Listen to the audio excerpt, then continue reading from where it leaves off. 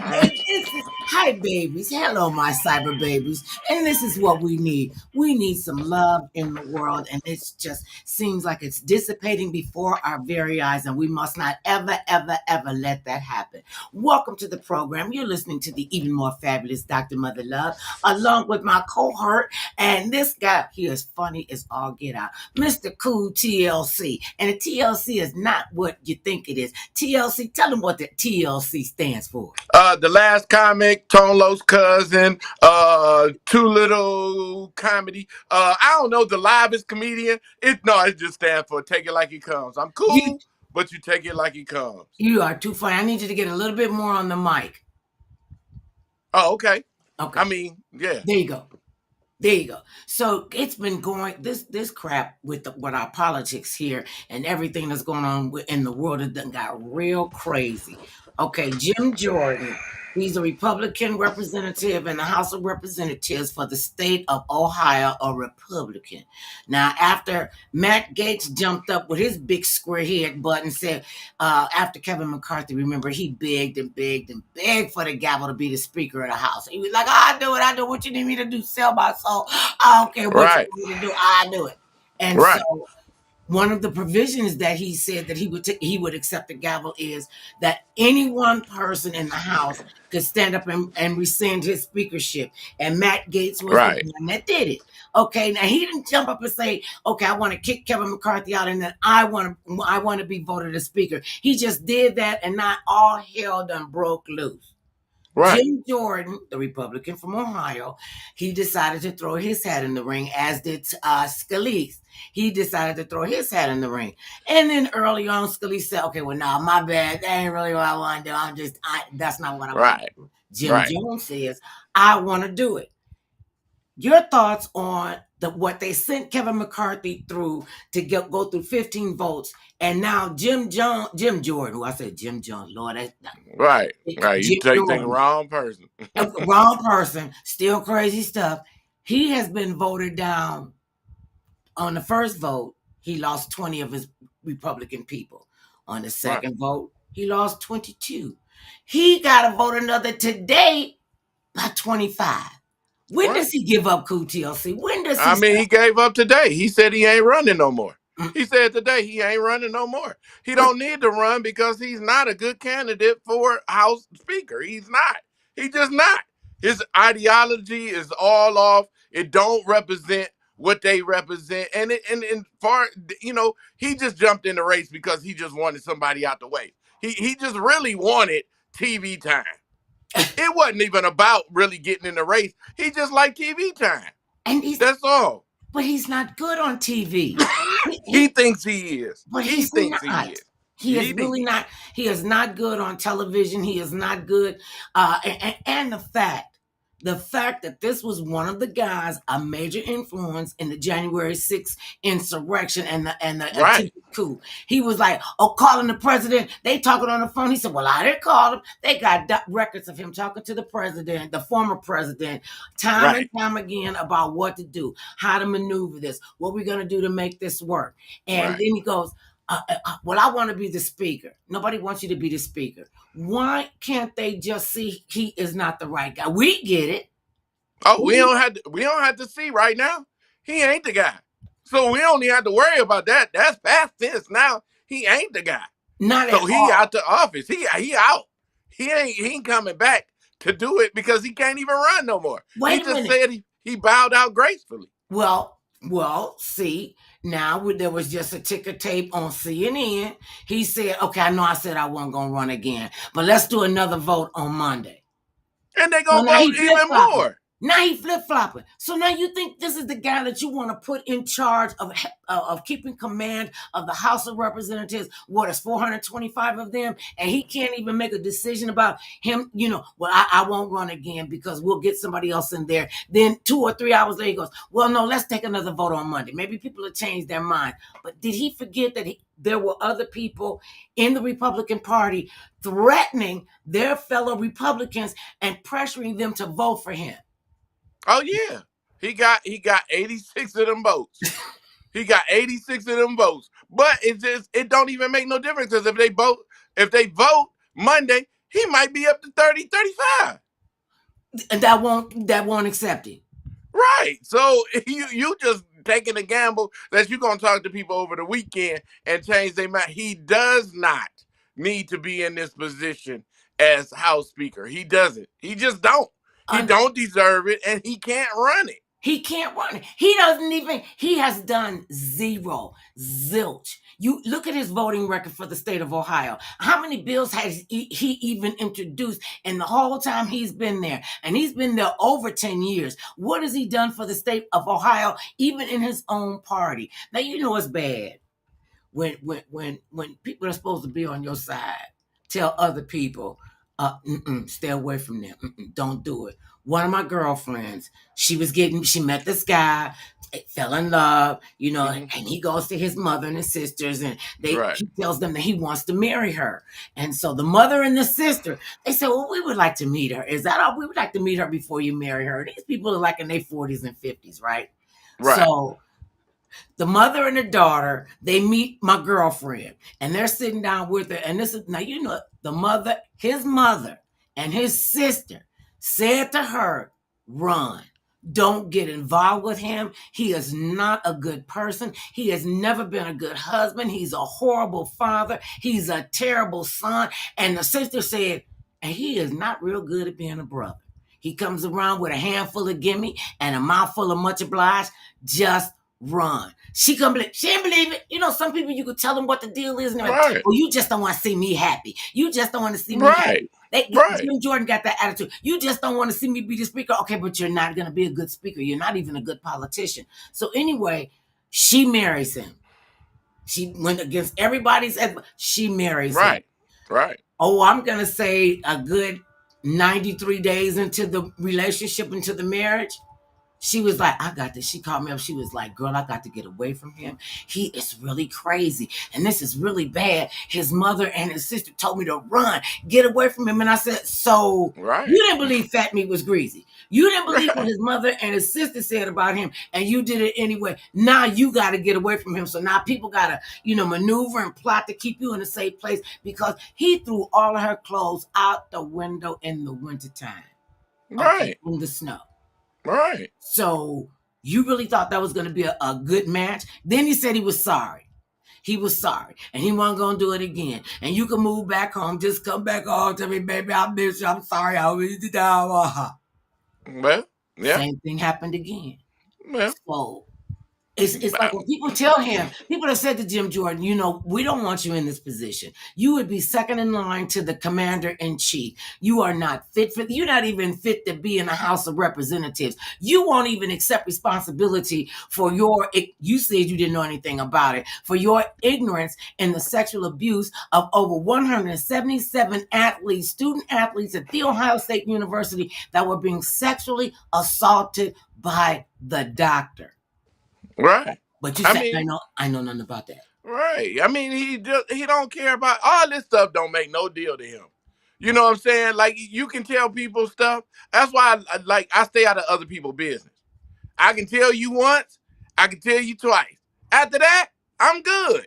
You have to learn a lesson on your own. He has to learn a lesson. He already knows he's not good enough. But you know what? Ain't nobody gonna chin check him. So if they was, he wouldn't be in office. And that's the problem. That's the whole problem. But that's the voters. Voters did that. Okay, but peep this.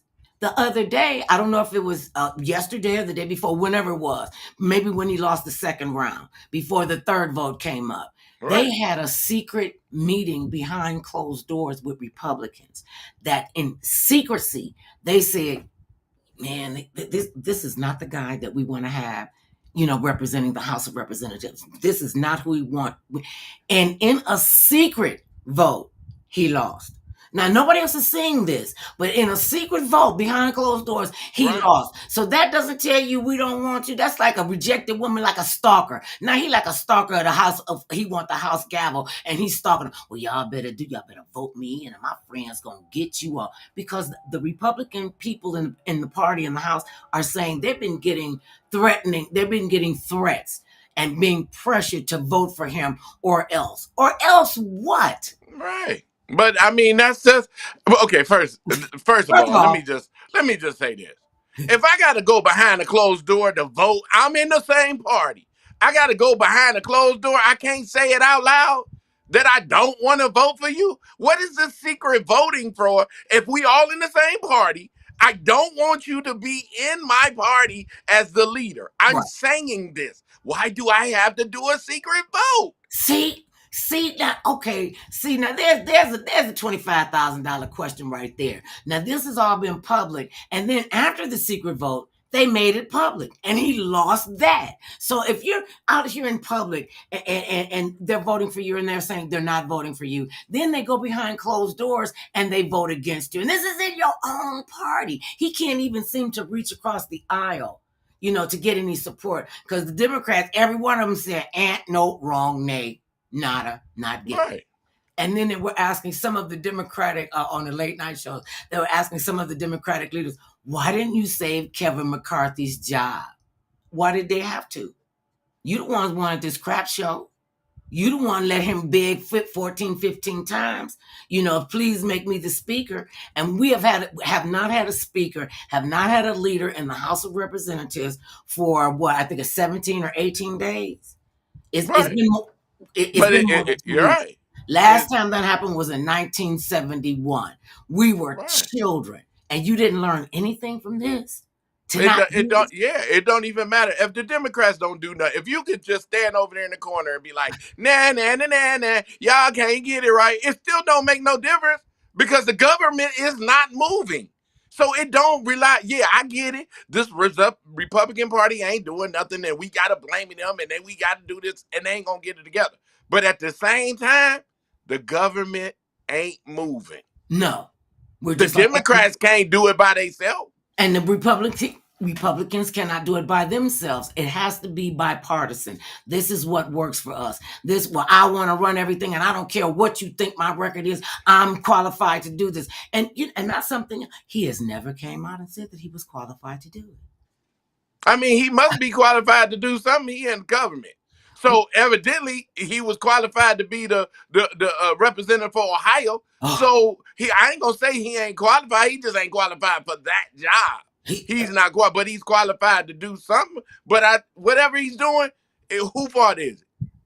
The people. The people. Because they keep voting him in. Right. So you can't get mad. You keep voting these people in, and they're not doing the will of your community, of your district, but yet you keep voting them in over and over and over again. This is how they have these career politicians. It's like the voters get like real lazy. Well, Mitch McConnell, he been our representative, so we don't even need to read the ballot. We'll just, see his name and put the check back, push the button. We used to have Chads. Okay. And they don't think, but then they want, after they see the results of their vote, then they get angry. Then they're mad. Why aren't you doing this? How come you're not expanding childcare? Why you want to take away my Social Security check? Why you want to make sure I don't have health care? Okay, but you said you didn't want Obamacare. When it was health care for all, they didn't even realize that. Right. Now it's coming home to roost. But ain't that what we all do? We all do the same thing. I'm not going to call the kettle black, and I do the same thing. I'll wait. If I don't get into something, I'll wait. Or if I don't vote on something, you'll wait to see what the end result. And then when it don't match with you, or it's not what you think, now you get upset. But you had nothing to do with it. And you don't have any reason to say anything. People who don't vote don't have a voice. People that won't vote should not have a voice. And they're trying to block people from voting. When you're telling college kids, we want to raise the voting age up to what, 21, 25 or something crazy like that. But at 18, you could go join the military and we'll teach you how to become a trained killer. But we don't want you to vote for anybody who's going to put you in that kind of a position. And they're just not looking at the balance. And that is voter problems. That's not they're keeping the information away from us. I mean, just like when people hear about gerrymandering, they don't even know what that means. They think of some guy named Jerry and his last name is managing. No, they're cutting your district up into little pieces so you have a more difficult time getting to a voting poll, getting to a voting booth. When they start taking 170 voting stations out of states and whatever, but people got to stand in line for 10 to 12 hours, and then your government is threatening other people. I come over there, you've been standing in line for 5-6 hours. I got a case of water. Here goes some water. Here's a snack to help you with this. Okay, then I can get arrested because they have a constitutional right to vote. Right. And then people let them get away with it. Because how do you make this a law that I go to jail for that? How do you make that a law? You can't. How do you make that a law? Explain to me how that becomes a law, and I can get arrested for it. Explain it to me, because it don't seem like it's real. It's ridiculous. It's like they just threw it up against the wall and see if it sticks. And and people were still standing in line. They were still waiting. They got smarter too. They started bringing their own provisions with them as they stood in line. They started bringing their own chairs, and then they were saying, if you see elderly people, don't try to help them. If you see disabled people, don't try to help them. If they could get there if they want to. One of the idiots said the other day, people that are disabled and in wheelchairs, they shouldn't be seen in public, and all they got to do is just get up and walk to the poll. Hey, well, I mean, that's only good for people that ain't in that position. Everybody can talk and sympathize and empathize, but if you ain't in that position, that's all you doing. But if you was in that position, it'd be a horse of a different color. But see, everybody can talk a good game when they ain't going through nothing. Everybody can talk the best policy, the best, oh, you should do this and do that when you ain't in it. But when you in it, it's woe is me and no it's this and no it's that. Come on. We let stuff slide by because we won't take accountability for it. That law, you can't pass out nothing to people in the line. Well, show me where that's on the book. And they're just, arranging stuff and rearranging stuff and just, really scare tactics, because like you said, where is that a law on the books that you could put somebody in jail, have them arrested, put them in jail for helping their fellow human being who is standing in a line in the heat, in the rain, and whatever the inclements, the elements doing at that particular time on that particular day. And some of us other people come and we aid you. And then you got like the voter patrol. Okay, you get away from them. You can't give them any water. You can't give them any food. What? I don't care if they're a diabetic and they've been standing in this line for 10 months, for 10 hours. Okay, so their blood sugar will plummet. Also, maybe they'll stroke out and that'll be a vote that we won't need to get. Right, but what I'm gonna do is, okay, you say I can't pass it out in the line. I'm stopping everybody at the corner and say, hey, look here. I'm giving you this water before you go in. They can't do nothing about it. They can't do. It's nothing they can do. If you have free water, free chips, it's nothing they can do about. And you're not on the polling grounds. And I'm not on the polling ground. And that's the big thing. But they just throw things up and say, well, we're going to do this and you better like it. Just like Jim Jordan came in. I want to be the Speaker of the House. Okay, so I lost 3 times. Okay, well, let's do a vote on Monday. I mean, they sent Kevin McCarthy through hell and gasoline draws. And he got the gavel, and then not even a year later, Matt Gaetz jumps up, well, I want him removed. But then nobody wants to stand up and say, I'll take the spot. Hakeem Jeffries said, I would do it. I want to run for Speaker of the House. He is a well-versed politician. He can speak political language, and he can work across the aisle. And he's getting more votes each time they vote. They do it. They did a live one. I think it was today, and he got more votes. I think he got like 126 votes, and Jim Jordan he got 210. 210. Yeah, he got 210, and Jim got 194. And I want to know what makes them think that 194 is more than 210. No, they didn't think that. They just saying he came up short, but they know Jeffries came up with more votes than him. But once again, it's just like I don't care how we gonna put it, but it's just like Jeff Reese is trying to be the daddy at somebody's house because the daddy ain't there. Well, And that's a that's good, what, and the kids is looking at him like, you ain't my daddy. you can't tell us what to do. And that's the way this is all set up. Because he's trying to be, I get it. You might can reach across the aisle, you cool as heck. But they looking at, look, we need our own daddy here. We don't need this extended daddy, this stepdaddy that we don't even like. Well, if going along with your analogy, Jordan, even wanting to jockey for that position of husband, father of the House Republican of the House of Representatives. I'm sorry, the House of Representatives, and none of the kids like him, and they talk, "Mama, we don't like him. Don't get him. Right. Don't let him in the house. We Right. don't like him, Mama. He smell funny. He ain't right. We don't want him in here." And then she'll go, "Well, what's the matter, babe? Well, he didn't look out for his wrestlers. He don't look out for us. We still living in a tin can out here in his district in Ohio. Mom, don't let him in here and do that."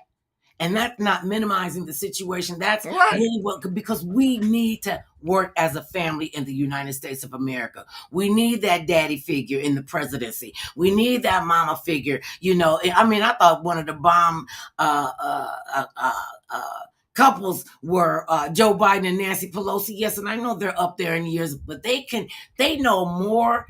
It got more knowledge in their pinky finger than most of them have in their entire body. And they knew what they were doing, and she could keep control of the house. And now it's in a complete disarray. And you don't think Hakeem Jeffries could, step in there and be a good daddy to the people and make sure that that they were working for the people and not for their own gain?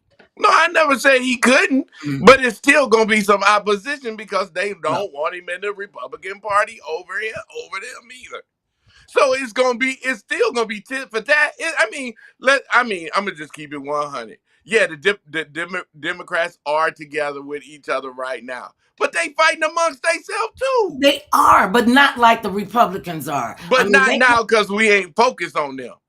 But they was fighting when we was all focused and it was a House of Representatives. They was still fighting against each other. And it's going to always be that infighting when people choose to not get along, choose to not Right. follow the rule of law, choose to say, well, it's going to be my way or the highway, and not sit down in a bipartisan way and come to grips and come to agreement on what the will of the people is. They're not going to agree on everything. And I understand that. They have to learn to be respectful and agree to disagree. And when they do, top of mind should be the first order of business. How do I help my constituents and show them that I have their back? I have their back, and I'm going to do what they sent me to this office, what they sent me to Washington to do on their behalf and in their name. And they get there and go, well, nah, it's the Jim Jordan show, and I don't have to do anything. It's the Rand Paul show. It's the New Right. because this goes back way, way back.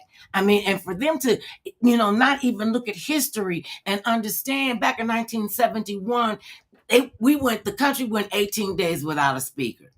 Now, and we can't afford to go without a speaker now. It's too much turmoil going on inside of the United States. People are, did you hear Biden's speech after he came back from Israel? Yeah. What were your thoughts on that? He was just, it was great to hear him talking like the way he is. Mm-hmm. But it's just too much popping up now. We got too many wars popping up, and we trying to be the civil leader of everything, and we supplying everybody with everything. And it's great, but when will we not gonna get along? No, but when do Americans get on the front burner of these politicians, and when do the politicians say, okay, yeah, because the president asked for like $60 billion for Ukraine and $16 billion for Israel. Okay, now if you could come up with 60 and 16, that's $76 billion that you want to give, and I'm all for helping my fellow man, our allies. We should be your first order of business. How are we going to make sure that these programs that we have created, Social Security, Medicare, Medicaid, the SNAP program, child care, we need to really work on universal health care, and we need to get our roads fixed. We need bridges reconstructed or raised and rebuilt. We need schools to be built. We need hospitals to be built. We need to Right. train a workforce to be able to keep us going with, with as we become energy conservationists, and people are going to,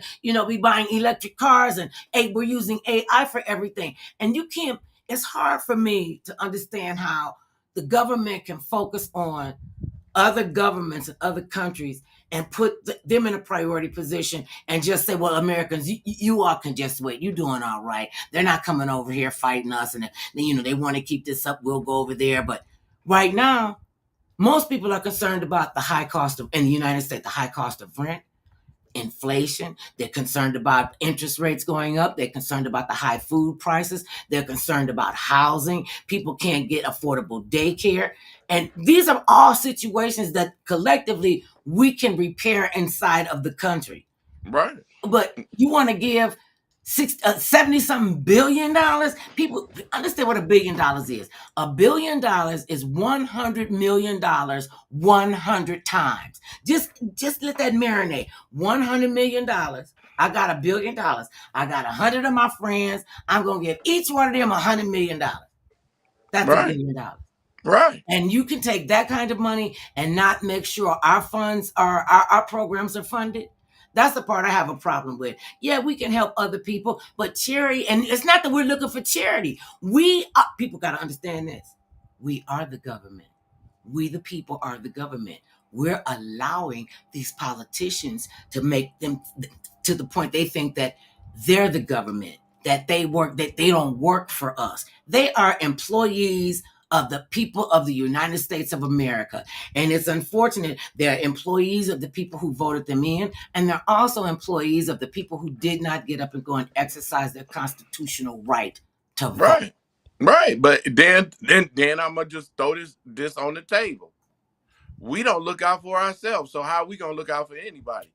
Americans don't look out for Americans. We don't like to look out for ourselves here. So how we mad at we looking out for everybody else when we don't even look out for ourselves here? When you say that we don't look out for ourselves here, what comes to mind for you? What's top of mind? The human beings don't look out for each other. Our whole attitude, well, hey, I got it, you get it too. But And what I'm not happens gonna with help. that person that's not able to? Or something may be physically wrong with them, but that's not your problem. So if that's not your problem, we got this same attitude that we have with why is the government taking care of somebody else? And they won't take care of us, and they won't put logical gun laws into place to allow people to just walk into a gun store, walk into a gun expo, buy all kinds of ammunition that are meant to, they're strictly made for killing. They're made for slaughtering. Right. And they keep making them, and they don't say, well, you could do a background check, but that's every now and then. It's not for everybody. Everybody does not. It does. They say in the United States, it's more guns than people in the United States. At Right, least, but the whole thing is, I can say the government can put out every rule they want to. They can put out everything and tell you this. But where do the people hold responsibility for that? Before it get to the gun laws, where's the responsibility of the people that got the gun? I ain't talking about everybody, because some people are, responsible gun owners. Some right, they are, are. but some are not. So And where does it rely on the government before it rely on us? see, and that's where we were hoping that getting better gun laws, more restrictive gun laws, especially for people who should not, because there's laws on the books that felons are not supposed to have guns, and people that are on probation are not supposed to have guns, and people that are have been dealing with the law, they shouldn't have guns, but they do. We Right, had a that's why I bank said it. robbery out here Yeah. one time in downtown LA, and it was just so bizarre. I mean, these men and or women, we couldn't tell because they were in tactical gear from head to toe. They had bulletproof Right. vests, they got Right. automatic weapons, they got Right. all this tactical stuff, and they went down and, I mean, shot up downtown LA. I don't think they ever. I don't even know if they caught him. But for the criminals to have better firepower than the police departments, and even oftentimes, well, I don't think they got better firepower than the military. But the fact that these guns are out here and they're not making, gun. I mean, people are being murdered every single day from gun violence. Every day, somebody walked up to a police officer sitting in his car, minding his business, walked up to him the other day and just shot him. Just shot him. Right. For But what? that's why I said where I get it with the gun laws and all this and stuff. That's not what I'm talking about. What I'm talking about is where the responsibility of the person.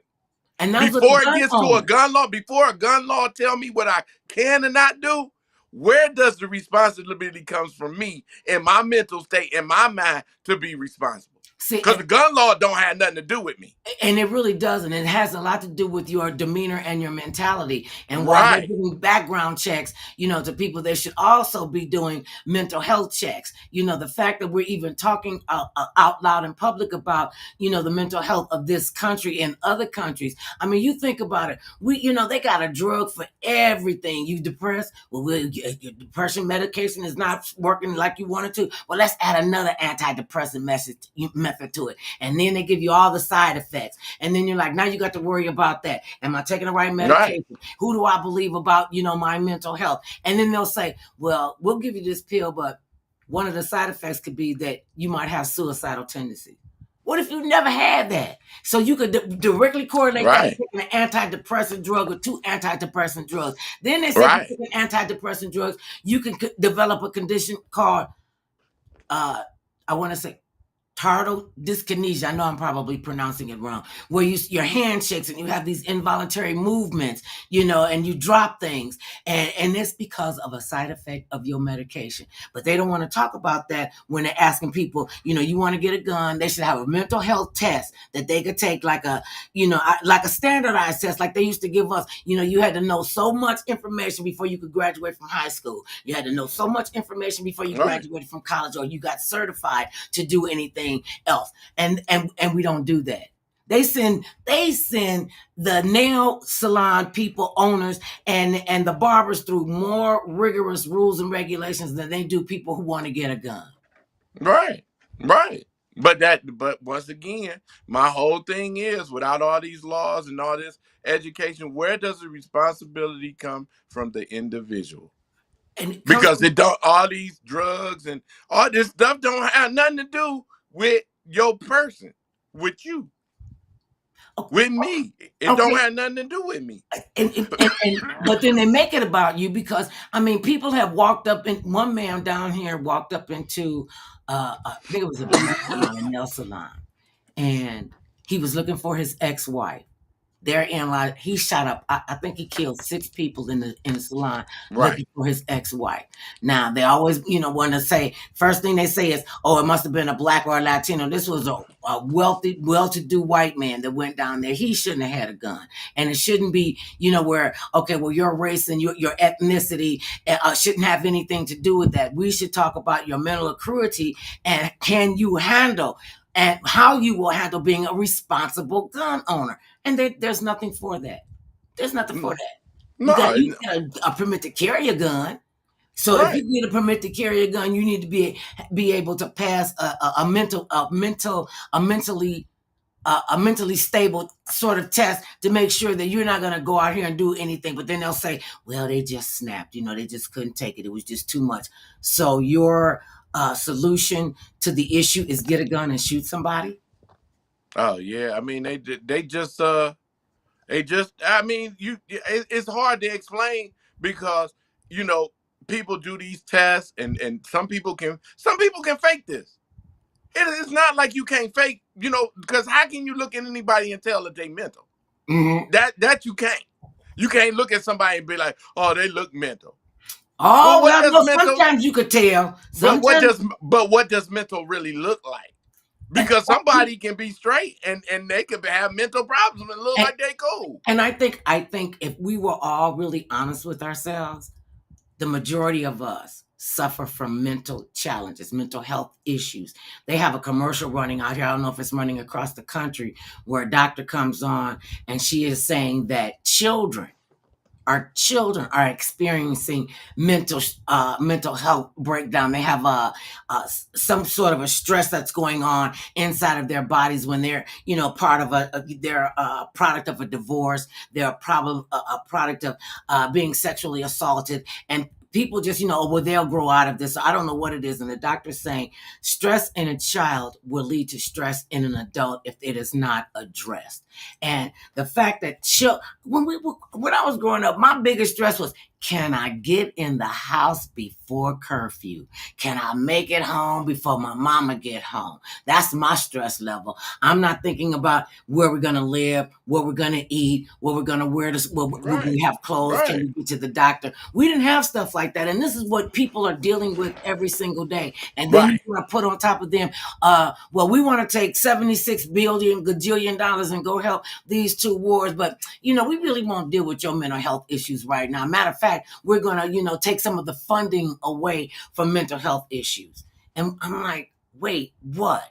This is not making sense. Yeah. I can't feed your children and not feed my children. And that seems to be their mentality. Feed us before you feed yours. And we can't survive like that. We have to learn to lean on and treat each other with dignity and respect, even if we don't agree with them. And it's a lot of stuff that's going on I really don't agree with. I'm going to say something about it and, let the rabbit set and see what happens. All we can do is put it out there and see how people are going to respond, or how we are going to respond. Will we become the adults in the room? Or are we going to just jump into the fight and whine, moan, and complain about everybody's picking on me? Why won't you just let me have it? I just don't pick on me. I'm sorry. I didn't mean to do it. Right. But I mean, that's just it. Speaking of sorry and I didn't mean to do it attitude. Okay, we know that the 45th president has been into a crap show up to his neck from the beginning. And it's all coming back to haunt him. They had 19 co-conspirators that were contributing to the people involved in the insurrection and egging it on. And after the insurrection didn't work, even though it didn't work, 5 people lost their lives in this. Countless others were injured. Now there are 19 co-defendants in a conspiracy in a RICO case down in Georgia, with Fonnie Willis presiding as the Attorney General. Well, 2 of them done flipped over. Sidney Powell and Kenneth Chesebro. Now, Sidney Powell, she pleaded guilty to 6 misdemeanors, even though, and she said, "Yep, I did that. I'm sorry. I knew it was the wrong thing to do." And to me, she got a slap on the wrist. She pleaded guilty to 6 misdemeanors, not 66 federal charges, even though she still got one hanging over her head. 6 misdemeanors. She got 6 years probation, a $6,000 fine, and she has to write an apology letter to the people of the state of Georgia. Right. Do you think that's a fair sentence for her with all she did? And she also said she never represented the president and the former president, and she never represented his organization, his whole work. Right. Was that a slap on the wrist when she knew all of this was going on? I mean, as far as I know, did she get any kind of justice? Yes, she did. What she should have got, I really don't know, because somebody didn't feel like that she deserved it all. So if somebody feel like that, whatever she got out of that, she got out of it, but it's not really over. These people still got to go on with their lives. So you got to live the way you got to live anyway. That's your own karma. So and that's I just don't know what it is. One of the things that because I was like, really, that's all she getting? 6 years probation for defrauding people? Defrauding the American people, and specifically the state of Georgia. And Fonnie did say this, though. This is part of Sidney Powell's plea deal. Okay, you'll get this plea deal. You'll be found guilty on 6 misdemeanors. You will get a 6-year probation, a $6,000 fine. You will have to write a letter of apology to the people of the state of Georgia. And you got to testify against the other co-conspirators in any and every trial that we bring up. You will be a witness. So obviously, Fani Willis thought and felt like, and the prosecutors thought she had something very valuable to share with them about all of this craziness that went on during the 2020 Right. overthrow the election. Okay, so then Kenneth Chesebro, they were supposed to go on trial together because they opted for a speedy trial from the Right. state of Georgia. Right. Well, Right. Sydney was like, I don't want to do none of that. So she pleaded guilty. So then on today, Kenneth Chesebro said, okay, I want to take that deal. I'll take the deal. He got a similar deal. He got 5 years probation. He has to pay a $5,000 fine, and he has to write an apology letter as well to the state of Georgia.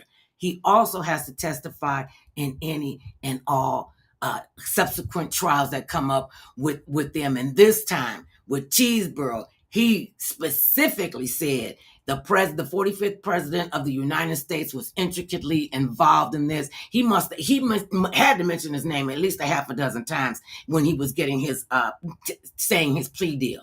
And Right. they kept asking, do you know what you're saying? He says, yes, I do. Do you know what this means? He said, yes, I do. And both of them said they understood. And she said, now, let me explain this to you. If you speak to anybody, if you threaten anybody, if you want to say anything to anybody about this trial and anything else, all of this is off the table and you will go to jail. And Sidney Powell, she still got a federal case hanging over her. A federal case. So she could still, go to jail. She Right. still go to jail. Right. But these people ain't got to be around nobody. See, that's the thing. They ain't got to be around nobody. They not public figures. They not none of that. So they don't have to be around nobody. They can stay in the house until every trial come up. And they can spill their guts and say, hey, this person did this, because they don't hold no political office. They still have licenses to practice law. And in my opinion, I think that they should be unfit to practice law because they broke the laws. They broke them, and they broke them on a high level. And for them to say, well, I don't think, I'm hoping that they will keep their mouths shut, because I want to hear what they have to say. And then, and I want to hear more of what Kenneth Chesebro has to say about this, because he was letting us know he was intricately involved. These are the players. He called the president by name on several occasions. And they said, if you do anything to upset this plea deal, I'm hauling your behind right back in the court and you can go to jail. Right. He ain't gonna do that. He gonna spill the guts. Wait a minute. Why would I want to go to jail when I can just tell all the business? It don't make no difference. Because whatever they gonna give me, but we made a plea deal. So as a lawyer, I'm gonna stick with the plea deal. I got to tell, it's certain things that I can say and certain things I ain't gotta say. Right. And he know what he can say and what he can't say. He a lawyer. Under oath, he's got to tell the truth because there's a law against lying. Right, but oath. We know how to manipulate that. Yeah, so we don't. As human beings, as regular people, we don't know that. If we do that, everybody would be a lawyer. Right. Oh, definitely. Okay, and remember when he was saying, if anybody goes to jail, I've got you. I'm going to pay your bond. I'll pay for your lawyers. And right. Yeah, right. And then the other, I think they're going to all start turning on him because Sidney Powell and Kenneth Chesebro were like, I'm not going to jail for you. I'm not going to do this. I will tell you whatever they want. I'm not going to jail for you. And how many other ones? Because now they're talking about disbarring Rudy Giuliani from him ever practicing law anywhere. He shouldn't be allowed to practice. Yeah. I mean, that's still, once again, that's just them making big money. Don't stop them from making money. You just make them stop them from big money. It's because just because you tell me I can't practice, don't mean I can't give advice though, too. Oh, see, now there's a point, but who would want to take advice from him? Somebody that the people that's still behind him. And see you can't forgetting that it's people still behind these people that's doing dirt. And I don't have to go to the regular public. I can go to these people because they believe in me. And I can go to the people who believe what I'm saying. Right. This is how crazy it's getting. The 45th was I want to say he was in Iowa the other day. And every day he seems to go more and more down the abyss. He said the other day that it was the problem with Joe Biden and his boss, Barack Hussein Obama. Now that's what he said. Oh, okay. And he kept saying Barack Hussein Obama. Like, what is that supposed to do? You know how crazy you sound talking about Joe Biden works for President Barack Hussein Obama, who hasn't been in office for almost 8 years. And this is what Yeah. you see. If that don't tell you his memory is like really, really not working, he's not being cognitive, and he's showing every single day he is not fit to run for anything. Right. He does. He does. And I'm gonna just say this because I see the compare. I'm about to make a comparison, whether people believe it or not. He does what we do as humans because there's a lot of people that got grudges of people and won't let it go. Won't. So that he does what we all do. Well, see, and to me, that's such a waste of time to carry a grudge for that long. I don't even think he remembers why he has a grudge. You know, he was president and he only got one term, and then Joe Biden was president and his first term is almost up. So that's 8 years. Former President Barack Obama has not been the president of the United States. So that doesn't tell you he 8 years behind in his memory. You know, when he starts going back further, I mean, because the chickens are coming home to roost. And people have been telling us about him for decades, how he was a horrible businessman, how he was a terrible landlord, how he lied on his financials to puff himself up to get bigger loans, and not even paying the loans back. So, you know, now the paperwork, I mean, when you got 4 different places in New York and Florida and Georgia and the District of Columbia all got charges against you, and you still keep coming out here talking, if that doesn't say you're a sociopath, I don't know what is. His mental health, he really needs to get some mental health specialists up on with him. That's what I'm saying. I mean, he act like a kid, and he acts like every other kid that you ever seen that ain't never got their butt whooped. And they always get, and there's a lot of parents out here that do that. Oh, I'm not whooping my child. My child does no good. I'm not whooping him. And then your child goes buck wild like this. So Right. this is nothing that we haven't seen before. It's just funny that now we just seeing it from an older person that's in office. But it's here we go pointing a finger at somebody that acts just like us. He's a bully. You know, everybody is not a bully. But Well, they are bullies. sometimes to a point, you know, you have to be in the bully pulpit. You know, sometimes you do, you know, but it's the way that you do it. And when you bullying is when you putting somebody else down to make yourself look better. Sometimes we can be hit over the head with things that we might not see, and then somebody can bring it up. You go, oh yeah, that makes sense. Okay, and you can change your trajectory and your thinking. Sometimes that works. Oftentimes, when you're dealing with somebody who has never shown any kind of compassion, any kind of any kind of empathy for another Right. human being, up to and including his wives and his children, that I can do whatever it is I want to do, and you're just going to let me do it because I am who I am. And people just kept letting them do it, and they keep letting them do it. I mean, the states are starting to have votes to have him not be on their ballots in their state. And why are you picking on me? I don't know why people don't like me. Oh, nobody likes me. Everybody hates me. Guess I'll go eat worms. That was a song we taught Right. our campers Right. when they were children. That's not what you do. You know, you don't have a pity party. And you certainly don't have one in public. And after a while, when you do keep having it in public, because he's like the boy that cried wolf. I'm Right. afraid they coming after me. They don't want me to be elected. They coming after me. Y'all gotta help me. Y'all gotta help me. Why? Did you look up? Did you lift one finger to help any one of your American constituents? I mean, we went through a horrible pandemic with you at the helm.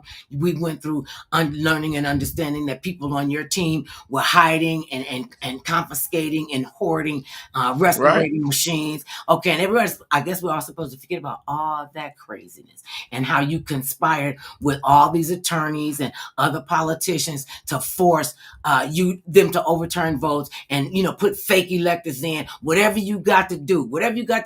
We heard him on the telephone telling Rasberger down there in Georgia, you got to find me X amount of votes. That's all I need, and then everything will be cool. You even called for your vice president to be Right. hung during the insurrection. But 70 million of you all want this guy to continue to rule, or to That's it. You just hit it on the head. 70 million people want it. So the other ones that ain't voting, how many is that? How Right. many of the ones that ain't voting compared to the ones that do vote?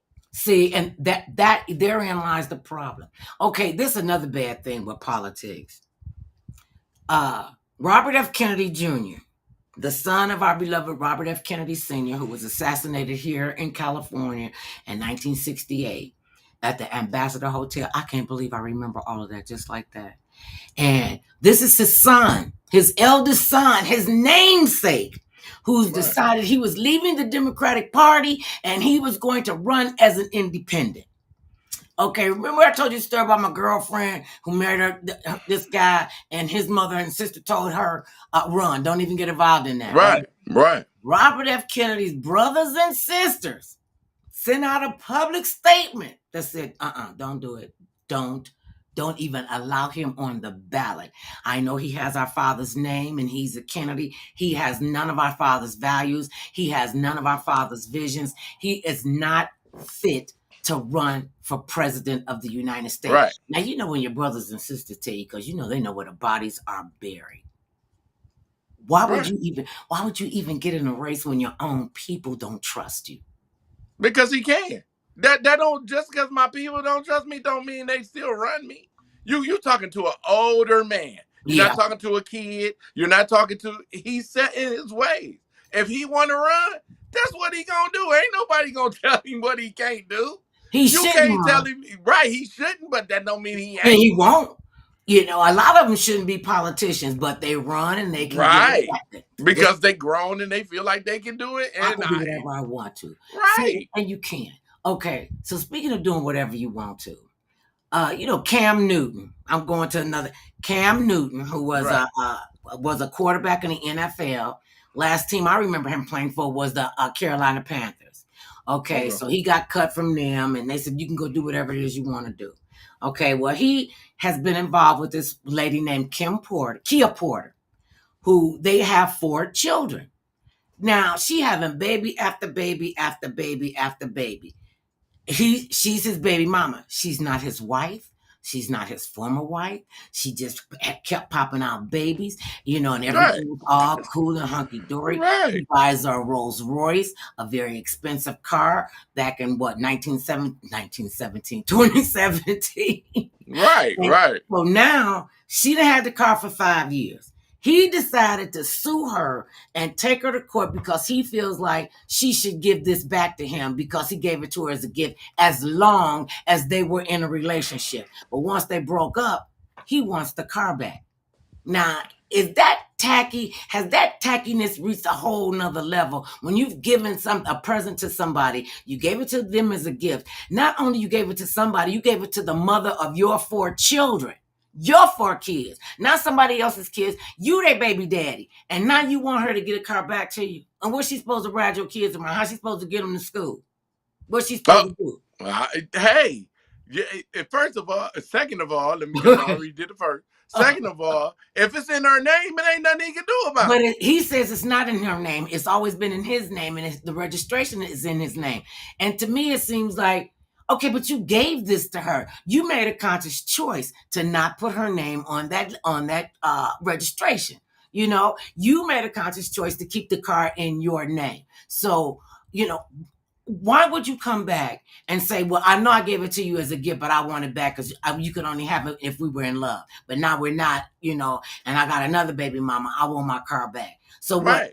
Right. Why would she keep having baby after baby with him? See, Because that's she ain't learned the first time? the, The that second part. time? That part is what I didn't understand. I mean, I know some people that they're not married and they got kids and everything, and the 2 of them said, well, we don't want to be married. We don't feel like we need to be married. We're family, and we're here with her, and she says I'm gonna be here with my family. So and we're all saying y'all need to get married. Y'all need to get married. And it was like, we don't, and they have a long family history of intact marriages. And for them to say, well, that's their choice. That's their Right. That's their decision, choice. Yeah. And for her to just maybe she thought, well, I'm gonna have a baby with him, and he's in the NFL, and he already got me a ticket. Maybe she was what they call them, the girls that's looking for the rich guys. A gold digger? Gold Because that's digger. See, about I what it is. couldn't even, it wasn't even coming to me. Right. Maybe and then she said, you know, well, after, well, he's not marrying me yet. Well, I get pregnant again. Now, why wasn't they using birth control and he wasn't marrying her? Because I'd have told him, dude, no, that's it. One baby, two babies, that's your wife. Two babies, you gonna marry her. Then she have a third baby and a fourth baby. And now you Well, it ain't even like he couldn't marry her. It ain't like he it ain't couldn't like marry her because he got the money to do it. He got the time to do it. You ain't doing nothing but playing football, bruh. And you ain't going nowhere but playing football. So you just trying to be out here and get all these bras because you got money, cars, and all that. But when that run out and they dump you off from the league, and you ain't got no insurance and you can't take care of yourself because of injuries, or maybe you won't have no injury. Maybe you might walk out of this completely, and I don't put nothing on you. I'm not wishing it on you. I'm not saying that it's gonna happen. But say you walked out of here and you complete. That's great. But what happened if you ain't? Who gonna take care of you? now. Because See now somebody got to take care you of you. see now, and that's what people don't understand, especially people that walk away from the children. They don't understand that these kids, they are a lot smarter. They're a lot more astute. They have access to a lot more information. The internet has been just exploded in all of our lives. They can find out things about you. You know, you could just Right, go in and type in your mama name, your daddy's name, and all kind of stuff come up. You can find out if they right. got a criminal record, you know, all kind of stuff. And so for you to say, I'm not going to do this, and you, what do you think they're going to think of you when they get to become teenagers, when they get to become adults, and you haven't been around and they see, because you know what the kids say, if it's not on the internet, it didn't happen. But when it happens on the internet, everybody knows your business. And for Right. It you, don't even need to happen on the internet. Forget the we internet. You still got a still great, got to reach. what you say, we still got a grapevine? Right. No, and not even a grapevine. You got to deal with your kid. Mm. And I don't care if you got, I don't care if I got to deal with anybody else outside. You can tell me I'm a no good dad and unfit. I'm hearing you ain't in my life. So you not really considered to me. I hear what you saying, but I don't have to listen to what you saying. But my kid, yeah, at some point it's gonna sink in. And he gonna get it. But it's gonna take his kids to make him sink in to get it. And that is going to be, that's going to be devastating for them, and this is for kids from broken homes, and homes that didn't even get the opportunity to become intact, to be broken, because you know, soon as the guy found out that he got the girl pregnant, he done went on off, because now he already got a wife and 3 kids, and he can't really Right, have, you know, right, this kid over here, and don't bring that kid over here, and tell this kid I'm their daddy, you know, because it's just gonna be mayhem. Knew this chick, she never got married. She got kids, mm-hmm. and she got kids by two different men. Okay, and the kids didn't know who their father was, and then when they start asking, well, who is my daddy? Can I get my daddy to go to the father-daughter dance with me? You know, is my dad gonna come and see me play a sports game? Well, you don't need to know that. Well, some kind of way, the kids found out Right, where the daddy lived. He went, the guy, he went over to the man's house, knocked on the door, opened up the door. He said, my name is so and such and such, and you're my father. He said, I'm not your father. I am not your daddy. And don't you ever come to my house again. You know, and you could hear his wife in the back saying, well, he said he heard his wife in the back saying, honey, who is that? He said, I don't know, some stranger at the door. I'm telling them we don't want whatever he got. And from that point on, if you could have saw the look on this kid's face, it was just devastating. right, And after that, he said, you know what? I don't feel like I belong to anybody. If my own flesh and blood gonna deny me, I just don't want to. I just don't know where I fit in. Same thing happened to the other child. right, She went there. The dad said, "No, I'm not your father. I'm not gonna be your father. I'm not gonna be in your life. You ain't got to call me or nothing." And I had said to when I talk to people like that, and I would say, "So now you've abandoned your children, okay? And you've gotten older." and you abandon your children, and say you're in your 50s or 60s, and your children are adult, and you have grandchildren that you don't have never met because you don't want to be involved in their lives, right? Okay, so you get sick, you get real sick, you get Mm-hmm. to the point you need a kidney, you need to get a kidney transplant. Right. So Right. now you calling on your kids. Please, I need some help. I'm on kidney dialysis. They telling me if I don't get a kidney transplant, I don't know how much longer I got to live. Woo data hapa shadupa. So the kids was like, well, you don't want to be bothered with us. We didn't want to be bothered with you. Right. They refused to even go get tested. There was a story about this. There was a story about uh, these two sisters and a brother. They grew up, in a really rough environment. Okay, so they grew up in and the after they got to be adults, the son, he goes off, and he does really well for himself. In the meantime, his sisters are struggling. They're struggling for years. He don't lift a finger to help them. Dog, kiss my Right. foot. I Right. ain't gonna help you do nothing. Right. And Right. and he gets sick. He gets real sick. Right. Y'all can Google this one. He gets real sick. He needs a kidney transplant. The doctor said, well, do you have any other relatives? He said, well, I got two sisters. They said, well, can you contact them? He said, oh, well, I haven't spoken to my sisters in years. They said, well, that might be your only hope. So, he's a wealthy man. So he got his people to, come in and say, I need you to Mm-hmm. help me, so that they got the papers and stuff. He flew the sisters to the hospital. They got tested. Both of them, which is rare, both of them were a perfect match for him. Right. Both of them.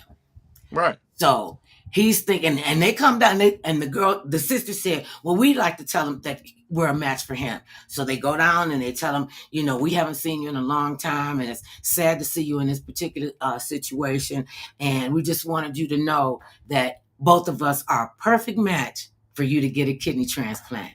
And they leaned over, and one of them whispered in his ear, and they said, you will die before we help you. It's not going to happen. You saw no reason to help us. We're not going to help you. And they left, and he died. And Right. they felt no remorse. You got to forget. People forget about how they treat their children and their siblings. Like I tell my grandchildren all the time, y'all learn how to be good to each other, because you never know. You might need a kidney transplant. Who knows? You might need anything. You don't know, and you just never know when time is up. So you got to treat people at least with respect and dignity. And you just don't Right. think you could treat them any kind of way and nothing's going to Right. happen. And Cam Newton, he's a young guy. His kids are going to grow up and they're going to see him and a whole lot of these other people. And then when they see other people's families, when when their lives are intact and they are out here not running around and they're taking care of their families. I mean, when you look at people like, and I really admire these young guys, you look at people like LeBron James. He's a dedicated husband and family man. You look at Snoop Dogg. He got kids. He got grandkids. He loves all of them and they love him. When kids see how their parents are treating each other, we're their first markers. We're their Right. first markers of how they're I couldn't teach my son how to be a man. Right. That ain't my department. That ain't my Right. job. That's All not day. even my Right. wheelhouse. Right. All day. All day. That's his father's job. That's not my job. I do my stuff. I do my wifing and my mommy and stuff. And just know I could be on the front page of the mommy book. I'm just telling Right. you. He'll tell Right. you that. That's And all. when we teach them and they hearing all that screaming and hollering and you knocking their mother around and then you trying to defend your mother and he knocking you around and it just keeps going and going and going and then they want to hold over. Well, I want the car back. It's a Rolls Royce. So then I'm thinking, well, he's not in the NFL anymore. So is he pressed for money? Does he want her to get a car back so he can sell the car? And he doesn't care about what happens to his children? Oh, That's something you think about, yeah. Cam Newton. Yeah, that's just something to think about. And then, I mean, like like we said, everybody's karma is their karma. I ain't gotta wish nothing on you. See, And I really don't I really don't have to be involved in your life.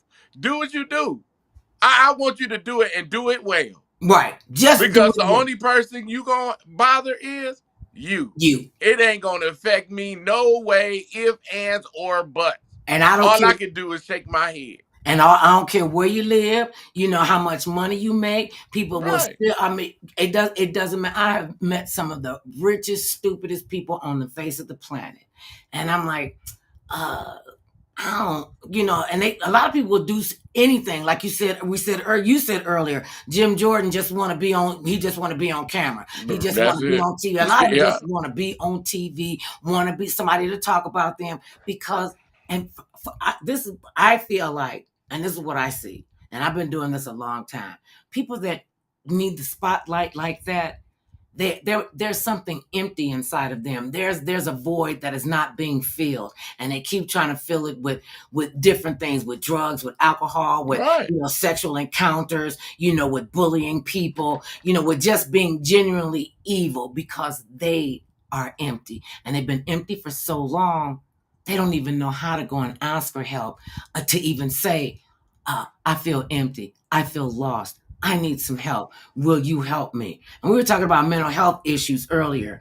And I said this all the time. People told me I was crazy. I said, if anybody needs to talk to a therapist, it's Black people. We need to talk to people about our mental health, and we don't want to talk about it. And when I told them I was in therapy, they was like, well, what's wrong with you? You don't need to be going through no therapy. I said, that's the very reason why I'm going to therapy, so somebody could tell me that I'm really not crazy. And I started going through therapy when I was 14 years old because they Right. said a teacher beating me would leave me with psychological damage.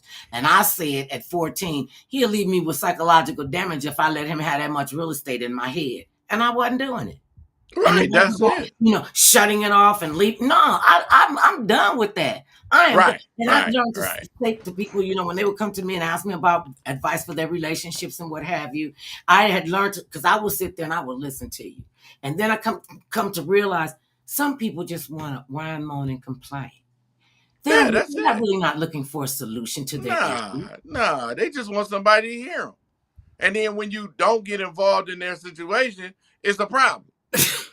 That I mean, because you think about it, most of the people that's listening to this show and online and everything, Mm. they got friends that just call and rant. That's it. They ain't trying And to that's hear what they nothing you do. trying to say. Talk about their kids like a dog, talk about their mama, talk about their husband, talk about their boyfriend, their co-workers. And see, this is when I realized, okay, a light needs to go on in your head, honey, because they're coming to get too much energy from you and they're not really looking for a solution. And I learned to say, all right, baby, now let's just find what's your end solution? What is your end game? Because that's how I work. I see something that I want, something I want to do, somebody I want to meet, someplace I want to go. And I said, oh, Right. I want to go to Paris. Now, how am I going to get to Paris? I got to get a passport. I got to do this, that, and the third. So Right. you got to Right. go through steps to get there. So I learned to say, okay, what is your end result? Well, I don't know what it is. And then they go to rant and raving. And, I think I have made some headway in them. They got the snot and the tears and everything. They clean their faces up. And they say, Right. I'm going to make a change, my love. I'm going to make a change. 2 weeks later, they calling again. I said, I thought you was making a change. Well, I couldn't leave him. He wouldn't know what to do. She got issues. I would be concerned about her being out here in the world by herself. So I learned to say, are you venting or do you want a solution? Now, let me know. If you venting, just let me know. Right. I'm going to put you on the speakerphone. Because while you venting for 45 minutes, I could be done cooked dinner. I could have been did a load of laundry. I could have been read 4 or 5 chapters of a book. And they'll be like, yes, I'm listening to you. And I'm listening to your crazy, but you don't want a solution. When Right. you So ready I for a mean, yeah. solution, you call me and we'll look out. If I don't have an answer for you, I am more than willing to help you go and find that answer. But don't Right. be calling me up here ranting and raving just because you want to moan and complain. That's why I said because I'm super petty. Sometimes I don't want to listen to my friend's stuff. Sometimes I'm on the phone and can't nobody tell me they don't be on the phone going, oh dang, oh man, oh wow. That's crazy as hell. Okay, I feel you like and in your mind, you be thinking like, man, I wish Please this get off person my get off the phone. phone. Please somebody call me. Please. Yeah, what happened? Oh yeah. Huh? You want something? Yeah. Oh, okay. Yeah, hey, let me call you back. My cousin wants something. Or, See. we make up stories because we don't want to. My thing is, Go in the mirror and talk to yourself. If your Oh, mirror image, oh, if your mirror image is looking at you and huffing and puffing, if it move out the mirror, if your mirror image move out the mirror, that means you doing too much. you do it way too much. When your own image doesn't want to even talk to you, you know you're in bad shape. You know, and people Right. don't want to do that. One of the things that I still do this periodically, because I don't take myself serious for the most part, because I'm not coming out of life alive. Why not have as much fun, as much joy, as much Right. pleasantry in your life as you possibly can? And I remember I say to people, okay, let's get to the crux of it. This is what I want you to do. I want you to do this exercise. I want you to get your full length mirror. They like $20. Invest that in yourself. Go to Walmart, Target, get your mirror, full length mirror. Just look in that full length mirror, fully dressed. Then I want you to start taking off your clothes. You can start from your shoes and socks, or start from the top down, the bottom up, whatever. And once you are completely naked in that mirror, you start assessing what you like, what you don't like, what you want to change. You got to look at you first, because you're your own worst enemy. And the biggest lie that you can tell is the lie you tell yourself. And when you Yeah. look in that mirror, and first time I did it, I was like really, really, really in a dark place first time I did it. Right. And I took off all my clothes, and this is when I was still a really heavy woman. I always thought pretty highly of myself, and I didn't have a body conscious thing. I wasn't, didn't want to lose weight, to look better. I wanted Right. to lose weight because Right. I wanted to live a longer, healthy life. And so this is when I knew I was going to be all right, because when I did it the first time, and I didn't look up and watch myself take the clothes off. I just took them all off and looked at them. When I looked up in the mirror, all I could do was bust out laughing. And I Right. was like, are you really serious? This is what's bothering you? And that's when I knew my needs were a comedy routine. And so Right. look at yourself for real, for real, for real. I ain't got one step better. I ain't got what that's one. I got another step for you. Okay, what's When other? you ranting and raving, record yourself. We got a phone. Oh, Record yourself so oh. you can hear and see how you look ranting and raving. And think in your mind, would you be listening to yourself? And so we got the video phone. That's a good point. That's what I'm saying. I did that one time. My husband and I, we were in a heated discussion, and I said, I'm turning on the tape recorder, because I was working on some books, and when I work on my books, I record stuff so I can go back. So I put the tape recorder on, and we were just at it. And this went on for like a good 15, 20 minutes. I still got the tape. And I couldn't listen to the whole thing, because about 2 or 3 minutes in it, I said, this is a stupid conversation. You know how crazy you sound? And that right there would make you stop ranting and raving, because you look and listen to yourself. It's one thing Insane. to hear yourself. I mean, look in the mirror and you going back and forth. That's one thing. But to hear yourself doing it, doing it, somebody taped you doing it. You know how ridiculous you start? How you embarrassed about you? Now, How? How? that's bad when you embarrass yourself, and you know you don't embarrass yourself. And I was like, Right. You embarrassed. I played it a couple of times, after that. After the first time, I was like, you sound real crazy. You sound Right, real, real. right. And I went to him and I said, I want you to know I am really sorry for that last episode. Because that's what he called me when I have my outburst. Or she having an episode. Okay, let me go sit down. Okay, let me find something to do. I mean, you need to be listening to me. You need to be He was like, I am listening to you. I'm listening to you. And he never got angry. His voice doesn't go up except when we're in a heated discussion. And that's when he say, that's the last one I'm going to be. And I'm like, okay, it's time to dial this back, time to shut this down. Yeah. But when I heard it, I was like, I would have left me. Yeah. I would have left me, And I said, okay, why did you keep coming back after you left me? Because he done left me 5 times. And I keep saying, okay, the gist of breaking up, you don't just leave and think you could just supposed to be coming back. Why do you keep coming back? Because they stupid out there. I told you these chicks is stupid. They not going to give you what you want. I know what you want. See, your thing is you looking for a lady. What you need is a woman. You need a grown-ass woman. That's the deal.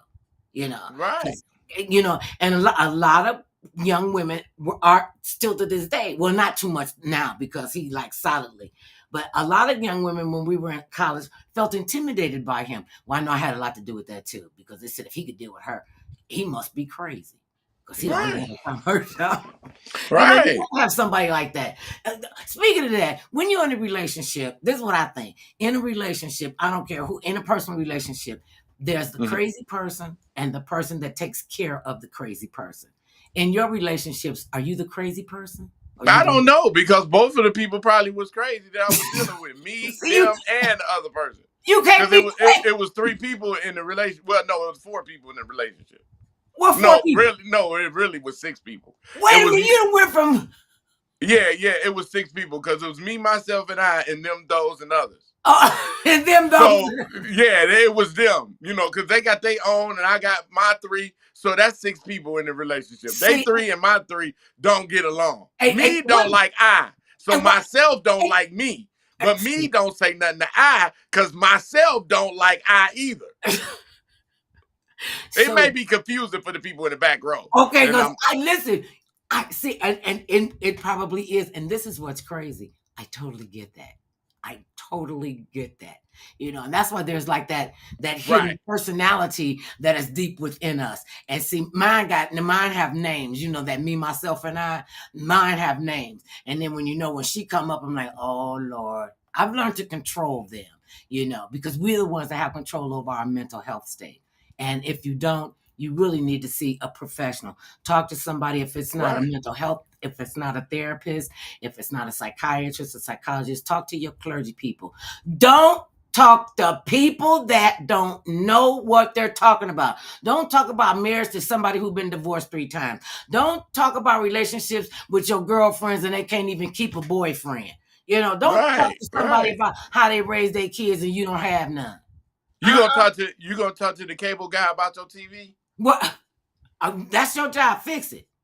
Right, but he fixed cable. He don't know But nothing about your TV. He right, don't he know don't nothing, know. but He you know going about cable. right, but you gonna ask him about About your you. TV. See, and people gotta stay in their lane, and people don't stay in their lane. And I think a lot of times in relationships, people don't establish what their lane is.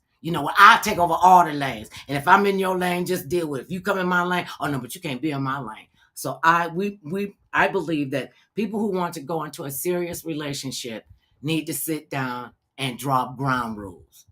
I'm not saying a contract, but in a way, it's a contract. Yeah, it Ground is. rules. Where Yo, are you drawing yeah, a line in the sand? And it's like, I'm not moving the line. This is how it's going to be from day one. And let's go with that. They used to tell us when we were growing up and we started dating. Our mother would say, and a lot of her friends would say, you can't raise a grown man. right, When you find him like that, you gotta love him like that. Don't get a man say, "Oh, he's broken. I can fix him. Oh, I can help him." You can't raise a grown man, and you make wasting your time and his time trying to figure out how to do that because you can't. All right. you can't do what his mama didn't do. That's But not it goes, yeah, it goes both ways. it goes both ways. A guy can't save no girl. Don't try to save her. No, Don't try to save her. If she ain't, don't try to save her because don't you're gonna trust. make yourself real mad because you're trying to save her from herself. From her, You can't save her from herself.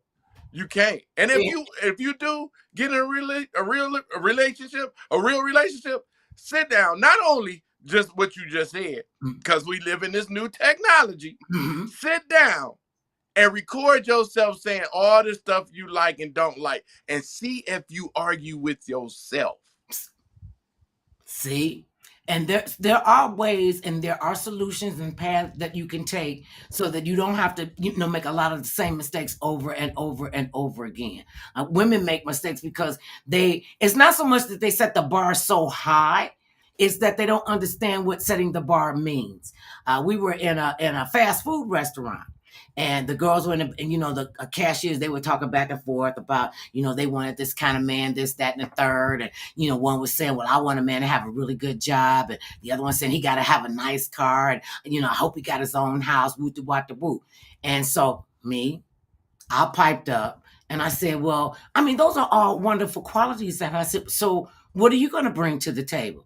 What do you mean? What am I going to bring to the table? I'm like, you have to have something that he can feed off of. Like you want him to have something that you can feed off of. And if their face didn't go to blank, like, oh, yeah, because what? gravity is our worst enemy. Gravity is our worst enemy. Truly, it is. Truly, It truly is. it will be the end of every relationship.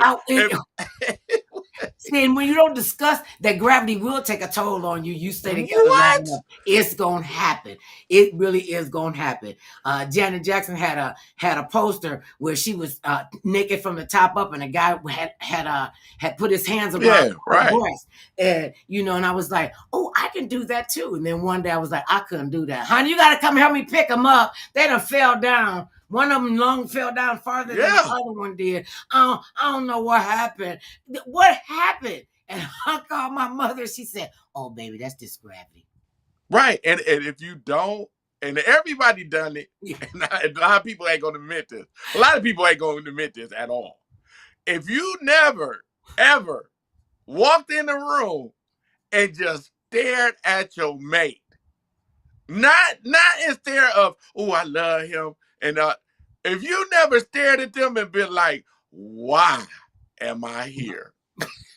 If you ain't never had that discussion with yourself, period. Yes. I'm not saying it's disrespectful or none of that, but at some point you did stop in the room for a minute, second, whatever, and go and look and be like, why am I here again? Like, and you don't know who you're talking to because you ain't talking to nobody. No, but you're talking to yourself. You are talking to yourself, and you're sitting there, and it happens. And if you're in a relationship for any time, it's going to happen.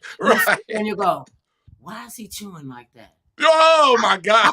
Somebody noticed he didn't chew with his mouth closed before. Wait,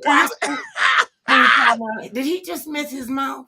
Man, don't know where his mouth is. Why he chewing like that? Why is he eating so fast? I didn't even realize how fast my son and my husband ate. And most men eat extremely fast. Y'all just wolf food down. And I'm like, did you eat? And they go, oh, that was really good. I'm like, how did you taste it? You just inhaled it. When did it go past the taste bud? That's what sitting there, or they're sitting up on the couch, like just sitting up on the couch and like, why is he getting old before my very eyes? But then I'm going to look at me and go, well, you're getting old before his very eyes. And I'm like, I'm not getting, ask me when did I get old? Go ahead, ask me. Mother, when did you get old? When did you get old? Tomorrow. I ain't got time for that crap today. Right. You ain't that old thing it's just not working for me. You just be walking down. Why he walking like that? He used to didn't walk like that. He walking slow, And I told you our grandchildren told us there were different degrees of old. That we weren't, we were old, but we're not old because we're still involved in life activities. I said, what do you mean? Well, y'all come to the games, y'all travel the world, y'all have friends over, y'all always doing something. I said, well, what's old? Oh, when people don't do nothing, they just sit on my TV. I said, who just does that? Old people. Right. When you lay in the bed and you picking on how somebody breathing. Y'all been together too long. Y'all have been together. It's not that y'all gonna break up.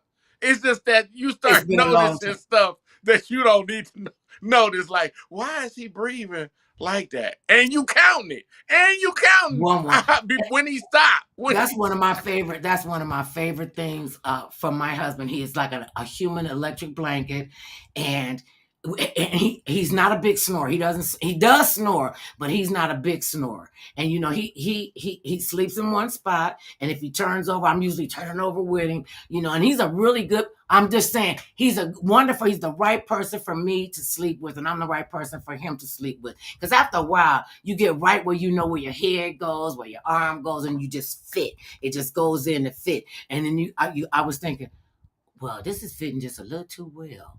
What if this don't happen? I don't want to have to go through this with somebody else. And after you get to a certain point, when you're looking at them going, why are they eating like that? Why they sound like that? Why they walking like that? Why they dressing like that? You can't be, and they like, what's wrong? What are you talking about, woman? Right. You can't, you nitpicking so much. It's not that it's gonna be a deal breaker. No. You just start noticing stuff that you like. Why is he smacking like that? Like, why is his eyebrow even making that noise? Like, what noise is that eyebrow making? The eyebrow don't even make no noise. Like, why is why did I know? Why am I just noticing that he got nose hair? like, I mean, yeah, like I don't no, get it. Why is his stomach rumbling? because He he's ate. hungry. We That means you ate. got to We get up to go ate though. feed. That means you We got to go. ate. We ate. When you start picking like that, they ought to be together. That's good. That's good loving right there because y'all Right. been together. But when you ain't been together that long and you start doing that before it's time, That ain't. yeah, y'all, that's That not good. Y'all that about to break up tomorrow. yeah. When it started being a deal breaker, and you didn't, especially if you didn't set down the rules before you even got in that deep, it's gonna be a problem and an issue. Let me ask, because out here, a lot of people, the famous and the rich and famous and the athletes and what have you, All they right. meet their mates and they want to get married, and they have a prenuptial agreement. Right. What are your thoughts on a prenuptial agreement? I Would you, mean, would you sign one?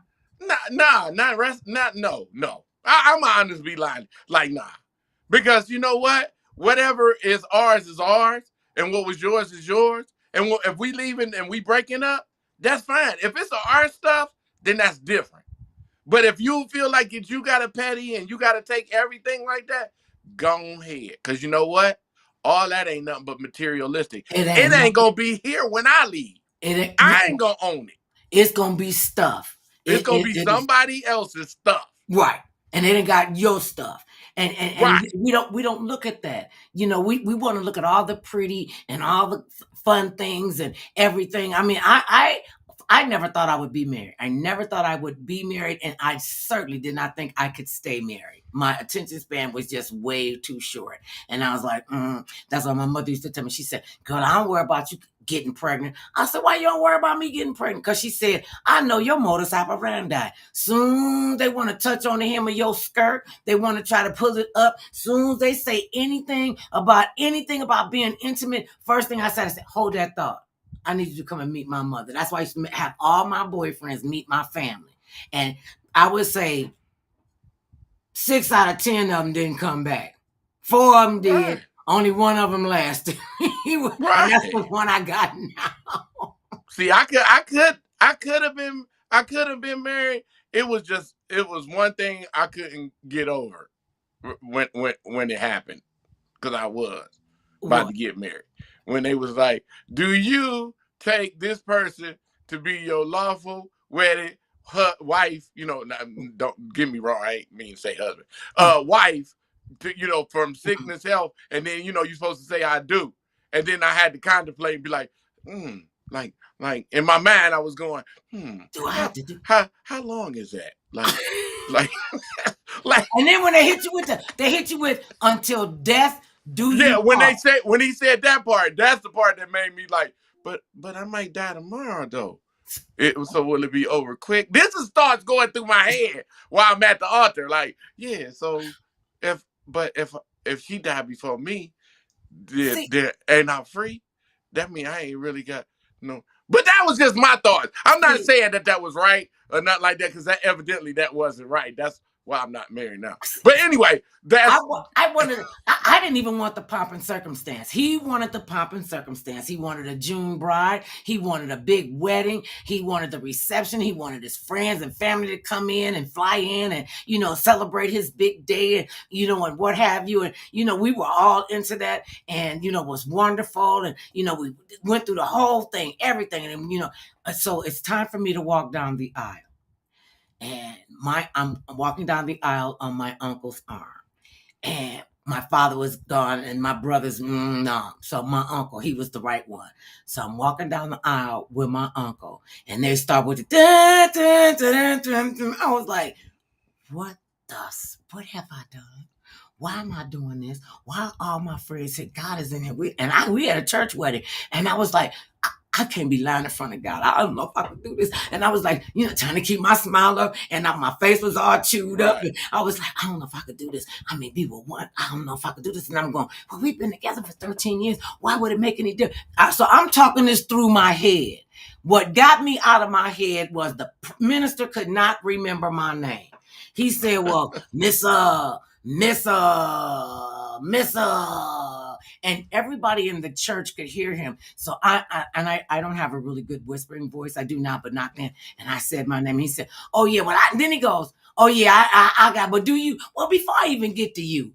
Y'all have spent all this money on this wedding. You got a son big as me. I don't know what you sitting up here with in a white wedding dress and a white runner. That's for virgin. Dang. You ain't no runner in the church in front Wow. of everybody. I was like, Pastor, can you just get to the part so I can say I do? And I'm telling you now, I said I will. And when they said, anybody got anything to say? I turned around and said, y'all better not open up your mouth and say nothing. I turned back around. I said, I do. That's it. I kissed my husband. We walked down the aisle where I was stomping down the aisle, going back. And they went, ladies and gentlemen, Mr. and Mrs. And I'm like, yeah. I was so pissed off at the preacher. He wasn't our regular pastor. Oh yeah, I would be too. I was like, I just will be. And then it rained on our wedding day. Oh And yeah, they said when it rains, that's good luck if it rains on your wedding day. That we would Oh, be. oh, That's what they okay. said. Well, we But still yes. right. When It's been a whole lot of long time. But I honestly did not believe that I would stay married and be married. And I could not do this with any other person on the planet but this guy. And I always said, he always killing me off first, telling me I'm gonna take you out in a pine box and send you in the backyard and spend all that money. Because I wanted to travel, I want a traveling funeral. I want to have one here in California, one Columbus, one Cleveland. Of course, gotta have one in DC. We got people there, because everybody can't come to your wedding at the same time. So, your funeral. Man, you better put it on videotape. And this is the killing. I don't want to be dead. I just want to see who's gonna show up. You might as well put it on videotape so everybody can chime in and you make everybody. We can do that now. I don't have to have a traveling video. We don't have right. You can just put it on. We can do it like a Zoom call. Yeah, you can do that and make everybody sign in so you'll know who came. Everybody with the code. You got to have a code to come into the funeral. Wait, and then you'll you got to get a link for. we are not making this better. Right. But see, think about that though. Think about that. Because people have had, I went to one of my friends' funerals out here, and this is during the pandemic, and they had it on video. You had to have a code, a link, or whatever it was, and I could watch the funeral. And I was like, it was awful to me. I mean, I wanted to be there, but they only let their they only let a few family members come. So I understood that because we were in the middle of a pandemic. Right. That's what I said. If I do get married, in case anybody out there want to just marry me off the window. So you said you're free and disengaged? I'm successfully undisengaged. If anybody, if I get married, I don't want that wedding march. You know what I want to play? What you want? I want to play It's Over. Like this is it. This is it. We ain't getting divorced. Make no mistake. We ain't getting no divorce. It's gonna be death all the way till we do part. That's it. That's it. It ain't gonna be no last call for alcohol. This is it. I'm gonna make sure that they say that last call for alcohol. This is it. He ain't gonna never come out again. Y'all ain't gonna never see him again. Not married. See, that's a misnomer. People think once they get married, they disappear from the social life. And I'm gonna have to. And then this is another thing to get me. People that, you've been together for a long time, say 25 years. And I saw this happen to this lady that I knew. She and her husband had been married for 25 years. They had 2 kids. They were doing really well. They had a son and a daughter. The son got married first, and they got their first grandchild. Well, when the daughter got married, and she was pregnant with her first child, he decided he wanted to get a divorce. Well, I take that back. She decided it was time for a divorce because she found out he was fooling around with one of the members in the church. Okay. And I don't think he was a senior pastor, but he was a pastor. He was Reverend somebody, something.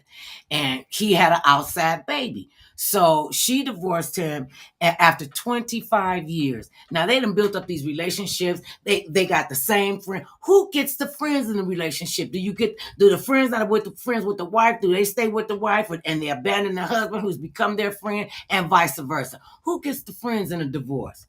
Or do you just cut them both off? I mean, you just cut them both off. I mean, because evidently some of y'all I didn't really like. We was only friends because I was married. That was it. We never really liked each other. And at this point, I really don't care. I'm gonna see you in passing and be like, hey, what's happening? What's going on? That's We it. ain't gonna have no real. Remember what happened when we? Nah, I don't know, See, man. Yeah. and that's what I, and I felt bad about it for them, because we were giving up. We were going to have to sever relationships with both of them, because it wasn't going to be. I didn't think it was going to be fair to either one of them, and I wasn't going to take sides. Because I remember she had asked me would I come and testify to something. That would I tell the court that I saw something that I didn't see? And I was like, no, I'm Oh not yeah, doing that. nah, yeah, that I nah, mean, I yeah. love you, but I don't love you like That's that. a deal, bro. That's a Mm-mm, deal breaker, right? yeah, Especially y'all broke up 25 years, and now I gotta pick. mm-mm, I gotta yeah, go and tell on what mm-mm. you think. Oh No, nah, nah. We matter of and I fact, told, I said, I'm leaving both of y'all alone. Yeah, I said, perjury is against the law. She said, well, I don't think it's against the law in divorce court. I said, well, no, I'm just not gonna do yeah. I'm not it. that. Yeah, that's crossing the line right there. You Way asking crossing the me. line. You Crossing the asking. line is your male friend coming over to your house, asking you to lie to his wife and tell his wife that he was at your house over the weekend when he's spending the weekend with some other woman. And I Yeah, was like, yeah. no. And they Let, said, let, well, I thought you were my friend. I said, I am your friend, but I ain't getting ready to lie to your wife for you. let me ask you this, because this is serious. This is serious, and I just want to see what your answer is. Ooh, y'all. 25 years you broke up, right? Right. Somebody want to get with you, and y'all was friends with the whole every for the 25 years. Mm-mm. No. Would I get involved with him? Yeah. No. Wouldn't do it. I would not do it. That's one of our deal breakers. You don't get to screw one of my friends. I don't get to screw none of yours. Well, I wouldn't. I mean, your friends is like your friends. That would be like having sex with my brother. That. No, I wouldn't do it. I wouldn't do it. Because I know people that do People that. people do it and they live to regret. Some of them live to regret it. Some of them, yeah, some of them Some of do, them but do, some of and some of them say, "Well, I just wanted to see what he was like because he was all hot after me." And then when I did, I was like, "Oh no, moving on." But I would know some that. people that did it. I know some people that did it, and they still together to this day. Like it worked out Right, for that couple. or it worked out. One of my friends was cheating on one of her friends, and she was cheating on her friend with her husband. So she Oh yeah. became friends with her husband, and Okay. she was friends with the husband and the wife, and she and the husband got close. And I was like, "But you knew she was married. Why would that's your friend? What kind of friend are you that you would go behind her back and you would fool around with her Yeah, husband? that's And different. and Yeah. he's lying to her, and you're lying to her. So both of y'all lying to somebody that y'all claim y'all love." And I told her, I said, "You know what? I'm not even getting involved in that. I mean, we must have had a good 5-6 year hiatus from each other. And in that 5 or 6 year time, some kind of way, I was someplace and I ran into the guy's wife. And she was saying, did you know? She stopped me and she was like, well, how you doing? So and so. Did you know that your friend was fooling around with my husband? And I was like, my name is Bess. I am not in that mess. I don't have anything to do with that. That's for you and she to talk about it, or whatever the case is to talk about. She said, well, it's nothing really to talk about because my husband and I, we back together and they've been together ever since. Oh, Ever since. the wait a minute. The husband that. His wife got back together. They reconciled. Oh, okay. And I then mean, both of them cut her off.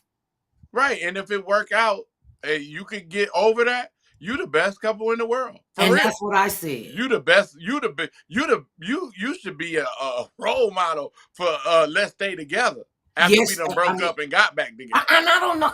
If you found out that your wife was cheating, would you want to stay with her? That's it. Just That's a depend hard on question. yeah. Because you think You about it, don't know, how long was y'all together, and not even how long was you together. Where was the love at? right? How solid is that? Yeah, because you can be solid. I mean, it don't because people. This is where people get it kind of messed up. Love don't have to do nothing with a long, long time. It don't have nothing to No. do with that. It's like it could be in a shorter time, and y'all just love each other. And And it could be intense. and, Right. and the intensity, I won't say the intensity of love doesn't wear off.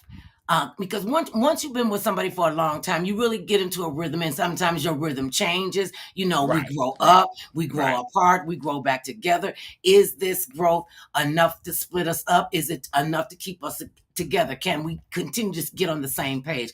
And in some relationships, they won't get on the same page. They're just No. like, okay, this is just too much.